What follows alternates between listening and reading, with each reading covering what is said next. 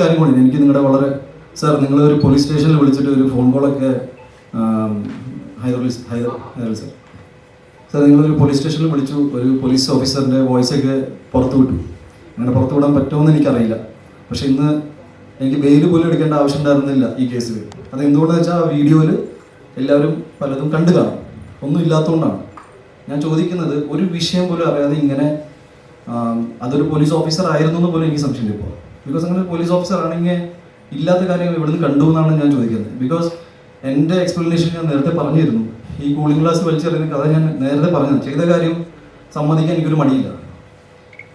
ഒരു basic research എന്നൊരു സാധനം ഉണ്ടല്ലോ, അതായത് നിങ്ങൾ ഒരു വ്യക്തിനെ ഇങ്ങനെ പബ്ലിക്കലി കില്ല് ചെയ്യുന്ന രീതിയിൽ എനിക്ക് മനസ്സിലായില്ല. ബിക്കോസ് എനിക്ക് നിങ്ങളിൽ നിന്ന് ചെറിയ പ്രതീക്ഷകളുണ്ടായിരുന്നു. എന്തുകൊണ്ടെന്ന് വെച്ചാൽ ഈ പുള്ളി ഫെഫ്കെയിൽ മെമ്പർ പോലും അല്ല. ഒരു ബേസിക് റീസർച്ചിൻ്റെ ഭാഗമായിട്ട് എല്ലാ ഇൻ്റർവ്യൂസിലും ഫെഫ്കെയിൽ മെമ്പറാണെന്ന് പറയുന്ന ബ്ലേറ്റൻ്റ്ലി നുണ പറയുന്ന ഒരാളുടെ വാക്കുകൾ കേട്ടിട്ട് നിങ്ങൾ എനിക്കറിയില്ല, എനിക്ക് നടനെ വിളിക്കേണ്ടി വന്നു. ഞാൻ എൻ്റെ ലൈഫിൽ എക്സ്പ്ലനേഷൻ കൊടുക്കാത്ത ആളാണ്. ഞാനിപ്പോൾ വന്നത് എന്താണെന്ന് വെച്ചാൽ ഈ 2 ദിവസത്തിൽ ഈ പറയുന്ന ആൾക്കാർ എല്ലാവരും വന്നിട്ട് ഇതിൻ്റെ സത്യാവസ്ഥകൾ പറയും, എന്നെ ഇതിൽ നിന്ന് പുറത്താക്കുമെന്ന് ഞാൻ വിശ്വസിച്ചു. ബിക്കോസ് ഇവരെല്ലാവരും എൻ്റെ ഒരു പോയിന്റിൽ വളരെയധികം അടുത്തുള്ള ഫ്രണ്ട്സായിരുന്നു. ഇതാരും ചെയ്യാത്തതുകൊണ്ടും ഇതിൽ കേസ് എന്താണെന്ന്, ബിക്കോസ് നിങ്ങളെല്ലാവരും എടുക്കുന്ന ന്യൂസ് തന്നെയാണ് ഞാനും കേട്ടുകൊണ്ടിരിക്കുന്നത്.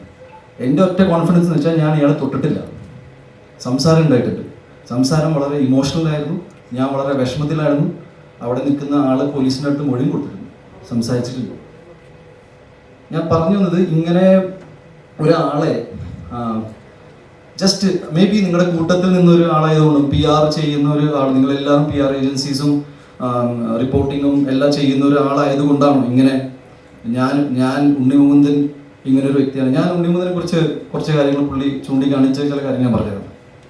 എൻ്റെ സ്വഭാവത്തിൻ്റെ പ്രശ്നം എന്താണ്? എൻ്റെ സ്വഭാവത്തിൻ്റെ പ്രശ്നം ഞാൻ ആരോട് എന്ത് ചെയ്തു എന്നാണ് ഈ പറയുന്നത്. എൻ്റെ വ്യക്തി ജീവിതത്തിൽ ഉണ്ടായ എല്ലാവർക്കും, സാധാരണ ഒരു മനുഷ്യൻ്റെ ജീവിതത്തിൽ ഉണ്ടാകുന്ന പ്രശ്നങ്ങൾ എനിക്ക് വേറെ രീതിയിൽ വന്നു. ഞാനത് ഫേസ് ചെയ്തു. ഞാൻ കേരളത്തിൽ നിന്ന് തന്നെ നിങ്ങൾ പറയുന്ന സമയത്ത് ഞാൻ കോടതിയിലും പോയിട്ടുണ്ട്, മീഡിയയുടെ മുന്നിൽ വന്നിട്ടുണ്ട്, ഓരോ ചോദ്യത്തിന് ഉത്തരം തന്നിട്ടുണ്ട്. ഞാൻ എവിടെയാണ് ഓടിപ്പോയി? എന്താണ് എൻ്റെ ലൈഫിലുണ്ടായ പ്രശ്നങ്ങൾ? വേറെ ഐ ഡോണ്ട് നോ റിയലി. ഞാൻ ടു ബി ഓണസ്റ്റ് കേസായിട്ട് മുന്നോട്ട് പോകുന്നുണ്ട്. ഞാൻ പൂർണ്ണമായിട്ട് പിന്തുണ കേസിനും ഇതിൻ്റെ ഇൻവെസ്റ്റിഗേഷൻ്റെ ഭാഗമായിട്ട് നടക്കുന്ന എല്ലാ കാര്യങ്ങൾക്കും ഞാൻ കൊടുക്കും. അതുപോലെ തന്നെ അമ്മ അസോസിയേഷനും ഫെഫ്കയുടെ സൈഡിൽ നിന്നുണ്ടാകുന്ന മീറ്റിംഗിൽ ഞാൻ പങ്കെടുക്കും. എനിക്ക് പറയാനുള്ളത് ഇത്രയേ ഉള്ളൂ, വളരെ റോങ് കാര്യങ്ങളായിരുന്നു. മലയാള സിനിമയുടെ ചരിത്രത്തിൽ ആദ്യമായിട്ടായിരിക്കും ഇങ്ങനെ ഒരു സംഭവം നടക്കുക. ഞാനിങ്ങനെ പണ്ട് കേട്ടിട്ടുണ്ട്, പക്ഷെ ഇങ്ങനെ നടന്മാരെ തമ്മിൽ തല്ലിപ്പിച്ച് അത് ഒരു ഫാബ്രിക്കേറ്റഡ് വാർത്തയാണെന്ന് അറിഞ്ഞിട്ടുണ്ട്. ഇനി എൻ്റെ ഇതിൽ ഏറ്റവും വലിയ സങ്കടകരമായ കാര്യം എന്ന് വെച്ചാൽ, ഇതിൽ എൻ്റെ ഒരുപാട് സുഹൃത്തുക്കൾക്ക് ഇത് ടൊവിനോ മാറ്റർ വളരെയധികം ഫേക്കാണെന്ന് അറിയാം. എല്ലാവർക്കും അറിയാം, ഇതിൽ ഇൻവോൾവായ എല്ലാവർക്കും അറിയാം. ആരും ഒന്നും സമ്മതിക്കുന്നില്ല. ബിക്കോസ് അത് എന്നോടുള്ള വൈരാഗ്യം ഇയാളുടെ മാറ്ററിൽ അത് ഉപയോഗിച്ചത്. എനിക്ക് അതിൻ്റെ റീസൺസ് കേട്ടിട്ട് നിങ്ങളുമായിട്ട് പങ്കുവയ്ക്കാൻ പോലുള്ള മാറ്റർ പോലും അല്ല എന്നാണ് ഞാൻ വിശ്വസിക്കുന്നത്. ഞാൻ ആ ഡിഗ്നിറ്റി മെയിൻറ്റെയിൻ ചെയ്യുക ആസ് എൻ ഇൻഡിവിജ്വൽ. ബിക്കോസ് ഒരു സിനിമാ നടൻ എന്നതിൽ ഞാൻ എൻ്റെ വ്യക്തി ജീവിതത്തിൽ നടക്കുന്ന കാര്യങ്ങൾ അന്വേഷിക്കാൻ എൻ്റെ അച്ഛനും ഇപ്പോൾ ജീവിച്ചിരിക്കുന്നുണ്ട്.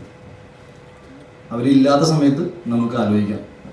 അല്ലാത്ത കാര്യങ്ങളിൽ പിന്നെ ഉണ്ണി പറഞ്ഞിട്ട് അത് ചെയ്തു എന്ന് പറയുന്നത് വളരെ റോങ് ആയ കാര്യങ്ങളാണ്.